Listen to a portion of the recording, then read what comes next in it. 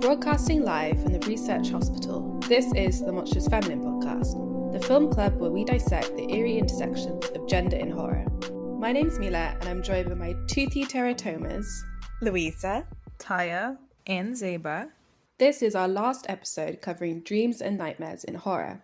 We're talking about the 2021 crime horror Malignant, directed by James Wan. Before we get into the film, go ahead and follow us on Spotify, YouTube, or the Apple Podcasts app. You can find all of our links on our Instagram at the Monstrous-Feminine podcast. In Malignant, a pregnant woman, Madison, is attacked by her abusive husband, who slams her head against the wall, causing it to bleed profusely and continuously. Later that night, her husband is killed by a dark figure with a fleshy face and long hair who appears to walk backwards. Madison loses the baby and is comforted by her sister, to whom she confesses she was adopted and remembers nothing of her life before the age of 8. Mysterious murders continue taking place, and all of the victims can be tied back to a research lab where it is previously revealed that a powerful patient named Gabriel once killed several staff members. Madison is inexplicably able to witness each murder, sometimes through her dreams, and sometimes whilst awake in what appears to be a kind of astral projection. As Madison and her sister investigate the killings, they come to discover that Madison's former life can be traced back to Gabriel and their research lab.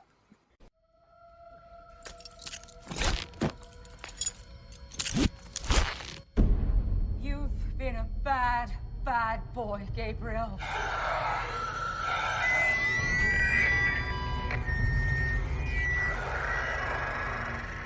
I will kill you. Oh my God. He speaks. He's broadcasting his thoughts. So, did any of you have imaginary friends growing up? I know that none of you have had a parasitic twin attached to your brain. I had a twin. Did you actually? You absorbed your twin in the womb? Something like that. My sister, when we watched this movie, she was like, LOL, your twin that did not survive in the womb is probably gonna Gabriel you. If you Gabrieled straight up, I would shoot you. Her sister, a better woman than me. So y'all did not have imaginary friends? I had imaginary friends. My imaginary friends were named Johnny and Chop, and they were brother and sister, and they lived in South Mexico, and they owned a restaurant. That's quite a cool name. I rate that. They're super non-binary coded, and they were gourmet restaurant owners in South Mexico, but like I'd never been to Mexico, so like I just knew that they had a thriving business out there. And whenever I was like tired of answering questions about them, I'm like, they're in South Mexico, like please do not ask me about like what they're up to. They're getting Michelin stars. But yeah, so they were like long distance imaginary friends. So your imaginary friends were like unavailable? You made up people to be emotionally unavailable? I still do, friends. How are they doing now? You know, I think their restaurant suffered during the COVID years. They really, it's been hard to bounce back, but like delivery services have been helping out. So really, really love that. I'm gonna, if I ever write a book, I'll make sure I include Johnny and Chop, who have a thriving business. Please do. Yeah, it'll help their business as well. I didn't have an imaginary friend. No, me neither. I was the only one with imagination, and Tyia had secrets. I think I had a vast imagination as a kid, but I had like toys, and I would like create worlds with them and do like world building. Really great world building with my dolls. Like my Barbies had backstories. I didn't even necessarily need toys, to be honest. Like sometimes I remember I played with paperclips and ascribed paperclips personalities. That's because of the old Word document little mascot. Oh yeah, he was cute. He was cute. Was he Clippy? What do you kids know about Clippy? The Monstrous-Feminine is on Instagram, so please go and follow us and comment on our post. If you do engage with our content, you might just get a shout out on our next episode as our Witch of the Week. This episode, our Witch of the Week, is Jess Rodriguez, who commented on our Gone Girl post and said, "This was the most insane promo pic that they could have used." Laugh my ass off. I agree. This was indeed an insane promo pic. I thought the entire marketing strategy for this film was genius, and it was so fun. Thanks so much, Jess. We really appreciate your comment. the post in question, the picture in question, was Ben Affleck cuddling the corpse of Amy. Back to you, Jazz girl. Thanks so much for commenting. We really appreciate it, and that gave me quite the chuckle.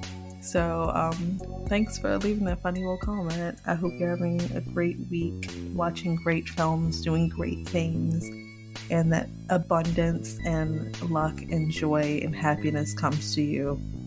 Have sweet dreams. I hope you have sweet dreams. Oh, you beat me to it, you bitch. Friendly reminder, we are also on Patreon and Substack. You can find all of our links and information on our social media. Please support us. Any contribution helps. Okay, I feel like my quite strong feelings on Malignant stem from the fact that I watched it when it came out, like immediately when it came out, before there were any reviews, before anyone had seen it. Like, we had a trailer, but all I knew is it was James Wan, and that everybody was like, oh, it's gonna be the next Insidious. Like, they're like, this is like the next franchisable thing. I was like, okay, all right, Blumhouse. I was like, all right, Blumhouse, but like no one had seen it. And if you recall, the trailer gave nothing away. Absolutely nothing. Like, this movie could have been just like any old boring dream horror. Like, and considering, I don't know, just like the movies that James Wan has done, I was like, okay, I know what to expect. I think, like, even if it's not fantastic, if it's not like the next franchisable thing, I think it'll be like middle of the road commercial horror. I sit down and I'm like, okay, the beginning sequence, it's like, oh, this almost looks like a parody of an 80s horror movie. Like, if you remember the beginning of Hellraiser, like, it has that energy to it where we're like dropped in a context. The camera work is kind of like grainy and odd. People are delivering insane lines like directly to camera, immediately breaking the fourth wall. Like, that's what we get. Time to cut out the cancer the first time, which gets re-delivered. And I'm like, what is this? I'm like, what am I watching? Because it felt like a parody. Like, before I knew what I was getting into, and I know James Wan, like, he's studied the ancient texts. Like, he knows how to like do a horror movie beat for beat. I was like, okay, well, this has to be transgressive. This has to be like doing something I'm like not even prepared for. And I think it was. I think it did do all those things. I think I was genuinely shocked and amazed and horrified. I would say it's closer to an action movie and perhaps sci-fi. But I guess the dream element is what makes it like suspenseful and spooky. But it is like the most batshit fucking unhinged thing I had been unprepared for. I think it was just that I was just like coming in so raw. And then I've since watched it, probably, this was my fourth watch. I'll be honest, friends. I come back to Malignant time and time again. And I do make people watch it on dates who have never heard of it, because I like to watch people watch it raw the way that I did, with no prior context. Wait, question. Can I just interject there? Question for the group. If somebody made you watch Malignant not having heard of it, would you go on a second date with them? I mean, probably. Yeah, Tyia is not the person to ask. Actually, none of us are. Mila? You would, I think. Yeah, that doesn't faze me much. I think it's a really reasonable litmus test.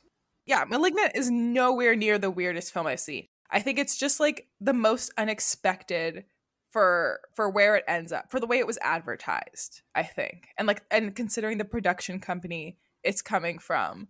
And also the James Wan movies that came after. Like, after this is when we get Megan. Like, as soon as Malignant came out and people like treated it like it was the most unserious thing that had ever been produced, that then James Wan then just like took that and ran with it. He's like, okay, then I'm gonna make unserious movies on purpose, which is missing the fucking point. The pure camp of this can never be replicated. And he, I think, his career has been trying to like follow the like accidental camp of Malignant, and it will never happen again. I think it's just a pure golden nugget of like true earnest filmmaking that just like goes off the rails. And I think that's why I find it so delicious and delectable. I think I've said this when we did Barbarian, had kind of meshed Malignant and Barbarian as the same film. And so I just sort of like didn't actually know either one was about. Barbarian I enjoyed a lot more for the sort of like shock factor of it. And I knew obviously that Zeba loved Malignant, and that's normally like a good litmus test for me to be like, oh, I think I'm gonna go and enjoy it too. I was expecting like more insidious James Wan. I came into it like with the wrong expectations. So like for most of it, I was not enjoying myself. I was annoyed. I was like picking it apart. You're right. The beginning does set it up to be a little bit like of this campy parody, but then you mentioned it feeling like an action movie. And the one scene that I was like, I fucking love it now. She turned to me and said, "This is a great scene."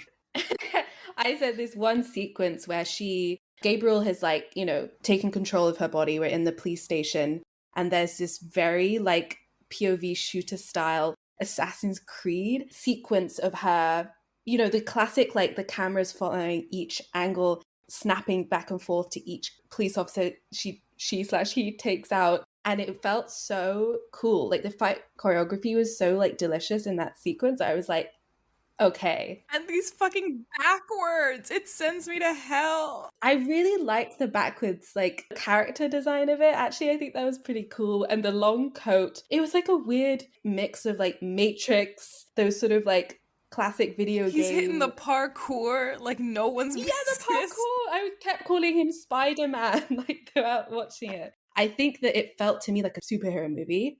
And I think that if you leaned more into it, I would like fucking love this film.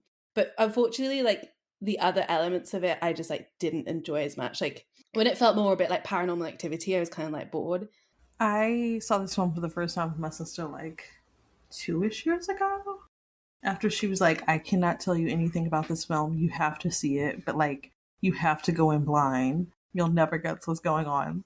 But like the way that they like kind of it's hinted well, but like not enough, like but still hidden enough to where it's not super obvious where they're going with it. But what I thought was interesting was like despite the context of like her and Gabriel's relationship, Gabriel is still quite protective of her, and like anytime she's in danger is like really when Gabriel comes out, like her husband trying to kill her. When she was in the jail cell and for some reason everyone started fighting her for no reason, insane. I was like, why are they bothering her? Like she's just existing in that jail cell. They just wouldn't leave her alone. And so like there's that part, which also makes it feel like, I wouldn't say it feels like an exploitation movie, but sort of like a femme castratrice moment of like the revenge of killing people who are attacking her, like wronging her, specifically like with the cutting off of limbs and tearing off of limbs. Like losing a limb is very much like parallel to castration within like the femme castratrice canon. But I don't know, I think this movie was like what I thought Barbarian was going to be, in the sense of like it really surprised me, and it was so different and so innovative and so camp and so fun. And the action of it, the movement, the way that they like differentiated the movement between Gabriel and the main character were just like chef's kiss. Also, the explanation of how Gabriel was getting stronger, which was like by eating her babies, really helped to like feed into the lore, because I was like, how the fuck is Gabriel so strong? He's so strong. Be drinking those amniotic fluids. I'm sorry, but how does that's not a good explanation. That is just an explanation. She would have had super hench babies, I guess. Yeah, my favorite part is when she like lifts the was it the hospital bed? She's like, it was me, it was my strength all along. It was always my body. But like the thing is, like, it's not the most out there thing that like amniotic fluid and like stem cells and stuff. It's not the most far-fetched concept in horror for that to be like used for extra powers of vitality. But, like, he's consumed a lot of babies at this point, so like fair enough. They got me with that explanation. I was like, I guess that makes sense. It came from nowhere. It came from the sister who just like conjured that up. But sure. She had to be the wise old man that they didn't have there to explain the lore of this. Which honestly I appreciate, because I find it so much more annoying when there's like some random wise old man who comes out of midair and is like, let me tell you for 15 minutes the entire basis of this. That's why I said this is what I wanted Barbarian to be, because everyone said Barbarian really broke like all of these tropes and was like very fresh and innovative. And I was like, I mean, this again really did not understand basic evolution. You say amniotic fluid, which she wouldn't be able to get in her brain because it is not traveling. through her body to the brain. They gave me an explanation, and that's all I really needed. With his tiny little arms. Oh my god, that reveal of the little Gabriel, delicious. I want to see some behind the scenes of the creation of that creature, because he's just so doofy little muppet of a villain, and I love him. It's so theoretically rich for the monstrous feminine. I was just like, oh, it hits like absolutely pretty much every trope. As you've already touched on, Tyia, we have a femme castratrice figure in the form of Gabriel as an extension of our main character, Madison/Emily. And to recap, Creed argues in The Monstrous Feminine that critics have used Freud's penis envy to suggest that horror films have a subconscious, suicidal fear of female bodies, which is derived from women's castrated state. But she reverses this and says that people with vaginas are actually feared because of their power to castrate. And so when you get like these rape revenge or revenge horror films, we often have a female castratrice figure who kills people who've wronged her. And there's often a vagina dentata, which is a toothy vagina that appears in legends around the world, often in tales that are designed to stigmatize people with vaginas or dissuade men from assaulting women. It's like Creed says that the men fear vaginas like a hole that threatens to swallow up their penis and cut it into pieces. And castration anxiety is at its peak during sexual intercourse. And the blood associated with vaginas through hymen tears or like menstruation only deepens this anxiety. That's the vagina dentata recap as stated in our very own zine that we did for the Gross Encounters Festival called What is a Monstrous Feminine? So if you're looking for an overview of our tropes, please go to our website. It's there.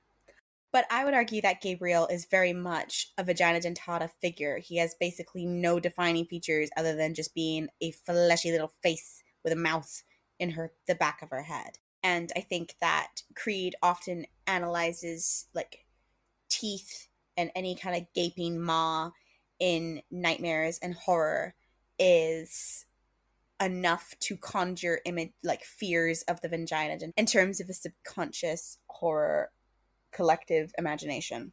I mean, that's one part of that we have. I think we have a very effective femme castratrice figure with a vagina dentata. We also have Gabriel's like birth-like reveal through his mother/twin Madison, like when he emerges in the prison cell through the back of her head. I was like, yeah, or Mila, I think you said at the time, what a monstrous womb. So we also have a kind of monstrous womb reveal. We kind of also have, an archaic mother situation because, Madison's a mother figure who's almost been like paradoxically nurturing her twin/weird conjoined child.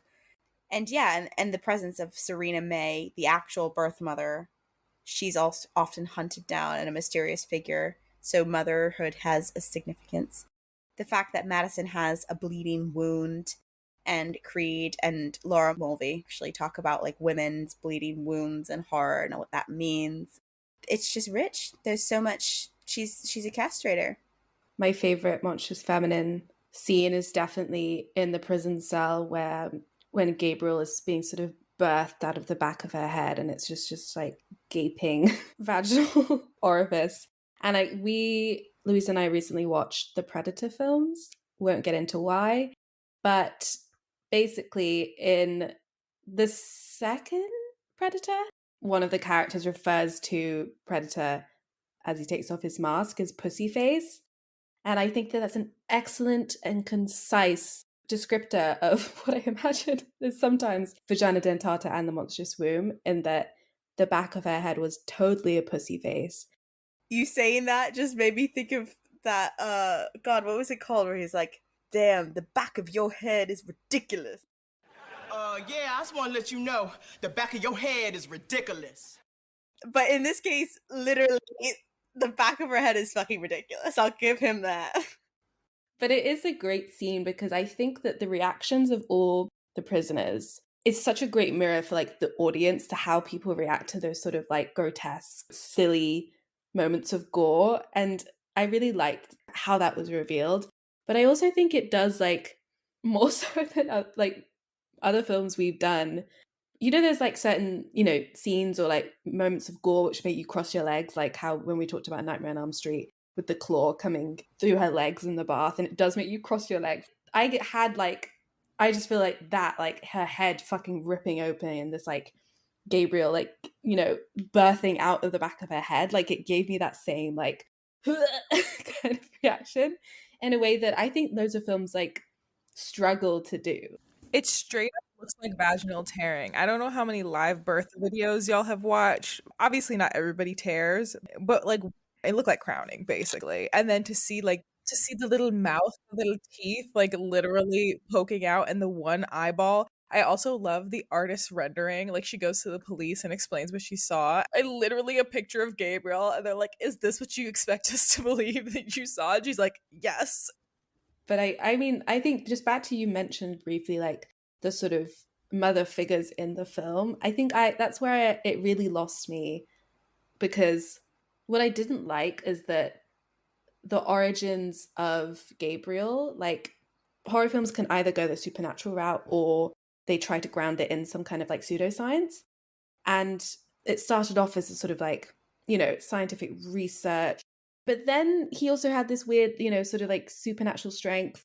It lost me because we're told that their mother, she was raped, forced to have the baby, but they don't really make the connection, for example, that like, let's say like a baby born from something that like awful and traumatic, like can like, you know, birth evil.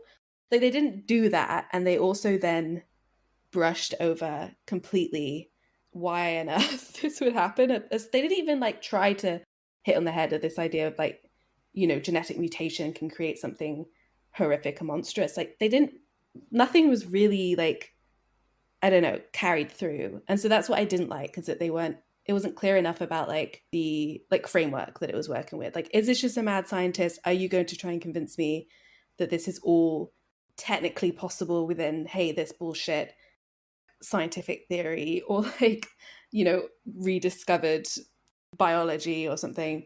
But instead it was just it was a bit like superhero. I wish it'd just like gone over to the superhero side, because I think it would have just like worked better. But the fact that it includes this bonkers superpower telekinesis brings us to another mon femme trope that it hits on unwittingly, I think, which is the witch. I mean, she is kind of in the sense that Barbara Creed talks about Carrie as a witch figure because of her telekinesis, which is brought on, or the kind of enactment of her powers is brought on by her menstruation. In this situation, we kind of have a sort of similar thing of like her body is incredibly abject. I mean, she's not even, I mean, the birth imagery is just undeniable, as we've discussed. And abjection, as Barbara Creed summarizes, is something that doesn't respect borders, positions, or rules, and disturbs the identity system and order. Now, I would venture to say that this fucking body disrupts the system and the order. The very fact that it's like in a lab being studied and no one can make sense of it is symbolic. And she's very much a source associated with like things that are typically abject, like blood and, well, teeth and that gaping maw. I think it's definitely showing us a kind of border or boundary or permeability to women's bodies that makes it abject, or female bodies. And we definitely have an archaic mother situation there as well, where Creed talks about the vagina or the womb as a source of all life, a kind of mysterious origin, which enacts actually like quite a bit of terror, because there's fears of oneness or reincorporation into the womb, which is a kind of psychic death. And I think here we also have that power struggle between like dominant twin or submissive twin and another kind of psychic death. And there's that fear of like archaic mother being reabsorbed into somebody. I mean, Gabriel is quite literally at the end reabsorbed into Madison. So we've got archaic mother, we've got witch, we've got castratrice, we've got vagina dentatas, we've got monstrous womb. Like, honestly, if we were to write an academic text, we'd have to have this film. Bonkers. It's a balls to the walls, insane take. Creed also talks about like how in the kind of male cultural imagination of like what a female castrator is. She's either tame, domesticated, passive aggressive, or else she's the savage, destructive, and aggressive woman. And we definitely have that in Madison. She is both these things at once. Her first victim is her abusive husband. The one interesting thing here that potentially disrupts it is the fact that Gabriel is gender coded as male, which is interesting. Like, it's kind of more twin brother. That is really funny. Like, to suggest that, like, okay, like, obviously the main character is female, right? Like, she gets pregnant, she whatever, like, she has those parts. But that Gabriel is like, no, but he has the mind of a man, you see. And that's why his inner voice is that of a man. Like, that's actually kind of, like, amazing. Like, wow, true trans narrative, because their body is all things. Like, they've sort of like they've chosen whichever gender they wanted in their twin split and gone along with it. Or is it that like it how would you even know if they haven't split apart? It's not like that twin would have been male. Like, it didn't even get a chance to be male. But Gabriel already existed like when she was a child. It also was not a person. Yeah, teratoma, a thing with teeth and hair. They were originally like two eggs, and they were able to give the mother the gender of the babies, and so that's why they went with it. They didn't like try to cut him out of her head until she was like already existing in the world. Where did you get that lore? It's called I Made It Up, Louisa. Well, you spoke like it happened. I was like, when did we do a gender reveal?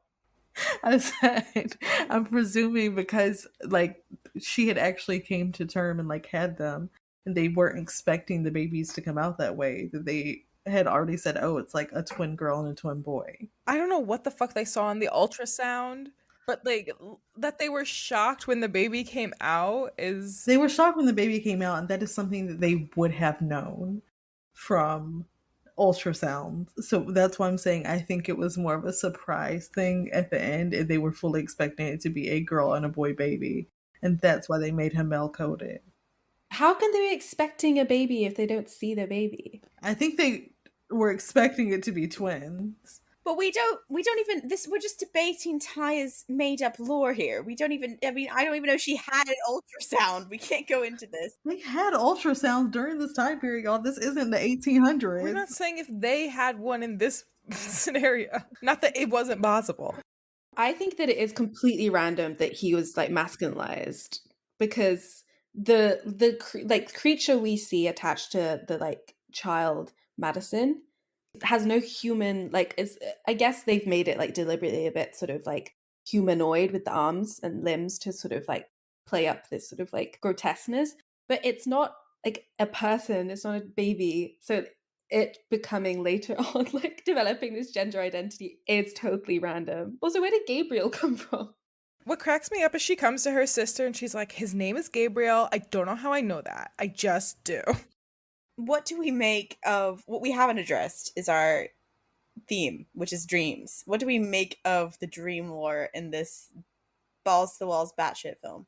I mean, it's more like, I guess, if not lucid dreaming or sleepwalking, like it's closer to that than it is to like a nightmare. I would agree with Zeba. I mean, if Gabriel is like a part of her brain and is doing the things that she's experiencing as a dream, then it's also reality, and it's not really a dream. It's just not the reality that she's experiencing.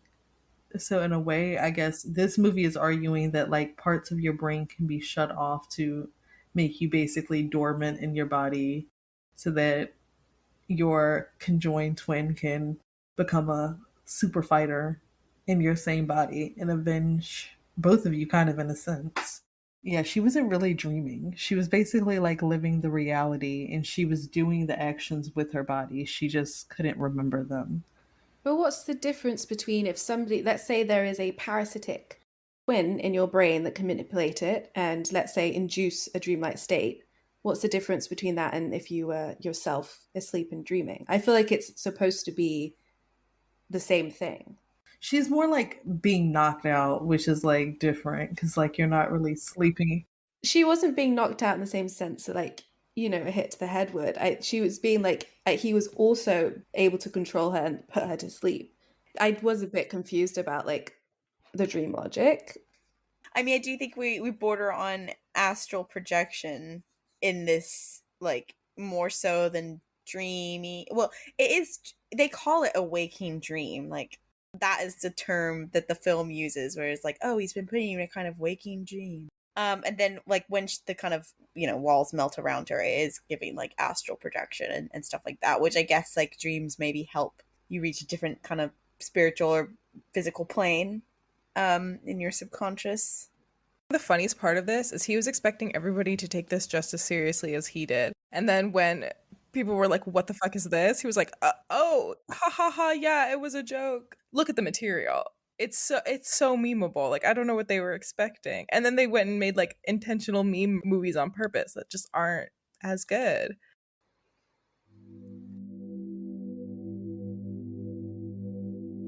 Thank you for listening to the Monstrous Feminine podcast, produced and hosted by Zeba Aurora, Tyia Burnett, Mila F., and Louisa Johnson. Big thanks also go to Sebastian Pizarro for our wonderful theme music. Be sure to follow us on Instagram, SoundCloud, and Spotify at The Monstrous Feminine Podcast, and on Twitter at The MonFemPod. Subscribe to our YouTube channel and Substack, rate and review us on Apple Podcasts and Spotify, and follow us on TikTok at The Monstrous Feminine Pod for podcast clips and more fun. All information can be found on our website, www.themonstrousfemininepodcast.com. We hope you enjoyed this episode. Brooms up, witches out.